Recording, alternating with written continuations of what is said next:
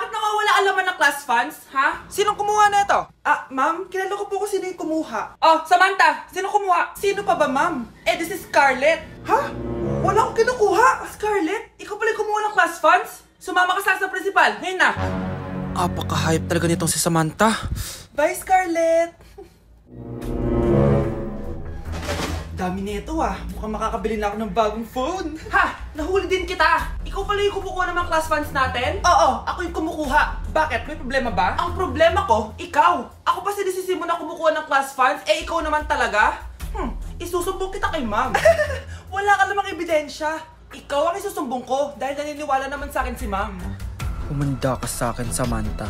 Wow, may bagong phone si Samantha. Sana all. Bigay ito ng parents ko, guys. Class! Sino naman kumuha sa class funds? Si Scarlett po yung kumuha, ma'am. Pagsabihan nyo nga yan. Ako na naman? Nagpapatawa ka ata, Samantha. Talaga ba, Samantha? Kitang-kita ko na kumuha ka dito. At narinig ko, nabalak mo na naman si Scarlett. Ma'am, di po ako yun. Gagawin mo pa ako sinungaling? Diyan ka naman magaling, di ba, Samantha? Sa pagsisinungaling? Sumama ka sa akin sa principal at ipapatawag ko yung magulang mo. Buti nga sa'yo, Samantha. Deserve mo yan. Nag-uumpisa pa lang ako. Okay, next applicant. Makinis, maputi, maganda yung ngipin. Okay, introduce yourself. Hi, I'm Scarlett, and I want to show the world, the universe rather, that I will confidently shake your fries with a heart. Bakit gusto mo magbenta ng fries? Thank you for that wonderful question. To be a tindera is both an honor and a responsibility.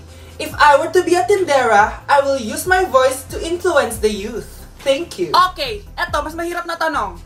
Ano mas masarap na flavor? Cheese o sour cream? If people were to argue between cheese and sour cream, well, everything is good, but in moderation. Thank you. Magaling! Pasok ka na sa top 10! The new Miss Potato Corner is Scarlett!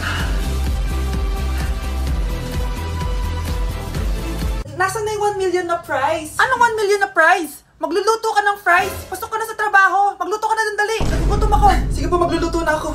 Anak, malapit na Valentine's. Wala ka pa rin jowa? Anong wala? Papunta na din yung manliligaw ko, Nay. Talaga ba? Siguraduhin mong pogi at mayaman yan, A few moments later. Tao po.